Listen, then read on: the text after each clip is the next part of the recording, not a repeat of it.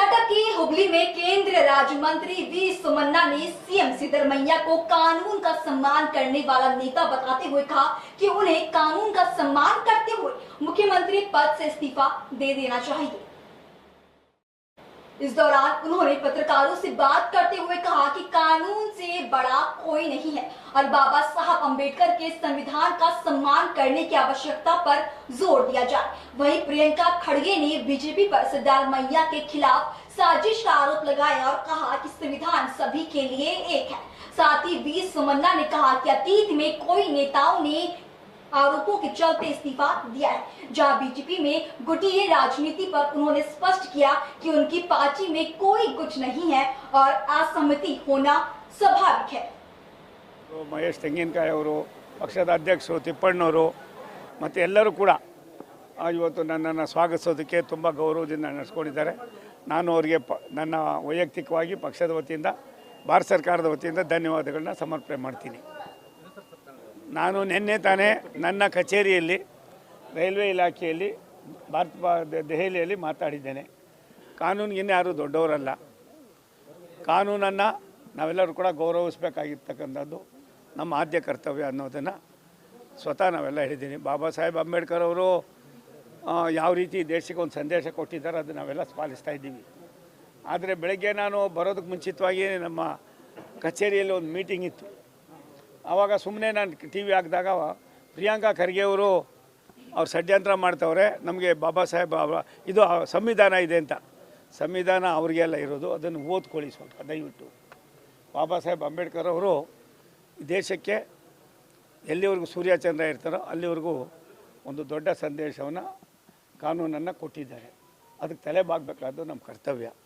ತಲೆ ಬಾಗ್ತಾರೆ ಅನ್ನೋದಕ್ಕಿಂತ ಹೆಚ್ಚಾಗಿ ಸಿದ್ದರಾಮಯ್ಯನವರು ನಾನು ಕೂಡ ಹತ್ತಿರದಲ್ಲಿ ನೋಡಿದ್ದೇನೆ, ಅವ್ರ ಜೊತೆಯಲ್ಲಿ ಸಚಿವನಾಗೂ ಕೂಡ ಸುಮಾರು ವರ್ಷಗಳ ಕಾಲ ಕೆಲಸ ಮಾಡಿದ್ದೇನೆ। ಅವರ ಜೊತೆಯಲ್ಲಿ ಸಾಕಷ್ಟು ಒಡನಾಟವನ್ನು ಬಲ್ಲವನಾಗಿದ್ದೀನಿ। ಅವ್ರ ವಿರುದ್ಧವಾಗಿ ಚುನಾವಣೆಗೂ ಕೂಡ ಮೊನ್ನೆ 23ರಲ್ಲಿ ನಿಂತಿದ್ದೇನೆ। ಈಗೆಲ್ಲ ಇರುವಾಗ ಇವರು ಯಾರೇನು ಹೇಳಿದ್ರು ಕೂಡ ಸಿದ್ದರಾಮಯ್ಯನವ್ರು ನನಗೆ ತಿಳಿದ ಮಟ್ಟಿಗೆ ಕಾನೂನಿಗೆ ತುಂಬ ಗೌರವಿಸ್ತಾರೆ। ಪದೇ ಪದೇ ಅವ್ರು ಹೇಳ್ತಾ ಇರ್ತಾರೆ ನಾನು ತೆರೆದ ಪುಸ್ತಕ ಅಂತ। ಆ ತೆರೆದ ಪುಸ್ತಕದಲ್ಲೂ ಕೂಡ ಎಲ್ಲ ಒಂದಷ್ಟು ತಪ್ಪುಗಳಾಗಿದೆ ಅನ್ನೋದನ್ನು ಇವತ್ತು ನ್ಯಾಯಾಲಯ ತೋರಿಸಿದೆ। ಅಲ್ಲಿವರೆಗೂ ತಾವು ಎಲ್ಲಿವರೆಗೂ ಅದು ತಪ್ಪು ಅನ್ನೋದು ಗೊತ್ತಾಗಿದೆ। ರಾಜ್ಯದ ಮುಖ್ಯಸ್ಥರಾಗಿ ತಾವು ರಾಜೀನಾಮೆಯನ್ನು ಕೊಟ್ಟು ಮತ್ತೆ ಅದು ಎನ್ಕ್ವೈರಿ ಆಗಿ ಕ್ಲೀನ್ ಚಿಟ್ ಬಂದ ಮೇಲೆ ನೀವೇ ಮುಖ್ಯಮಂತ್ರಿ ಆಗಿ ಅದು ನಿಮಗೆ ಮತ್ತು ನಿಮ್ಮ ಪಕ್ಷಕ್ಕೆ ಸೇರಿದ ವಿಚಾರ। ನನಗನ್ಸೋದೆ ಸನ್ಮಾನ್ಯ ಸಿದ್ದರಾಮಯ್ಯನವರು ಇದಕ್ಕೆ ಏನು ಇವತ್ತಿನ ಪರಿಸ್ಥಿತಿ ಇದೆ ಅದಕ್ಕೆ ಗೌರವಿಸಿ ಕಾನೂನಿಗೆ ಬೆಲೆ ಕೊಡ್ತಾರೆ ಅನ್ನೋದು ನನ್ನ ವೈಯಕ್ತಿಕವಾದ ಅಭಿಪ್ರಾಯ। ಖಂಡಿತ ಖಂಡಿತ ಖಂಡಿತ ಖಂಡಿತ ಖಂಡಿತ ಅವಶ್ಯಕತೆ ಮಂಡತನ ಒಂದು ನಿಮಿಷ, ಅದು ಸಿದ್ದರಾಮಯ್ಯನವ್ರ ಮಾತಲ್ಲ, ಬೇರೆ ಬೇರೆಯವ್ರ ಮಾತಿರ್ಬೋದು। ಸಿದ್ದರಾಮಯ್ಯನವ್ರು ಆ ರೀತಿ ನಡ್ಕೊಳ್ಳೋರು ಅಂತ ನನ್ನ ವೈಯಕ್ತಿಕವಾಗಿ ನನಗೆ ಅವ್ರನ್ನ ನೋಡಿರೋದ್ರಿಂದ ಕೆಲವಾರು ವರ್ಷಗಳ ಕಾಲ ಹಿಂದೆ ಅವ್ರಾಗ ನಡ್ಕೋತಾರೆ ಅನ್ನೋದಕ್ಕಿಂತ ಹೆಚ್ಚಾಗಿ ಆ ಪರಿಸ್ಥಿತಿ ಅವ್ರಿಗೆ ಆಗೋದು ಬೇಡ ಅಂತ ನನ್ನ ಭಾವನೆ। ಇತಿಹಾಸದಲ್ಲಿ ಉಳ್ಕೊಳ್ಳಿ, ಇಂಥ ಸಂದರ್ಭ ಬಂದಂಥ ಸಂದರ್ಭದಲ್ಲಿ ಹಿಂದೆ ಆಗಿರ್ತಕ್ಕಂಥ ಬಹುತೇಕ ಘಟಾನುಘಟಿ ನಾಯಕರುಗಳು ಕೂಗು ಬಂದಾಗ ಅದಕ್ಕೆ ರಾಜೀನಾಮೆಯನ್ನು ಕೊಟ್ಟು ಮತ್ತೆ ಅದನ್ನು ಕ್ಲೀನ್ ಆದಮೇಲೆ ಮತ್ತೆ ಬರ್ತಕ್ಕಂಥ ಅನೇಕ ಉದಾಹರಣೆಗಳು ನಾವು ನೋಡಿದ್ದೇವೆ। ಅವೆಲ್ಲವನ್ನು ಕೂಡ ಇವಾಗ ನಾನು ಹೇಳ್ಕೊಳಕ್ಕೆ ಹೋಗೋದ್ರ ಅವಶ್ಯಕತೆ ಇಲ್ಲ।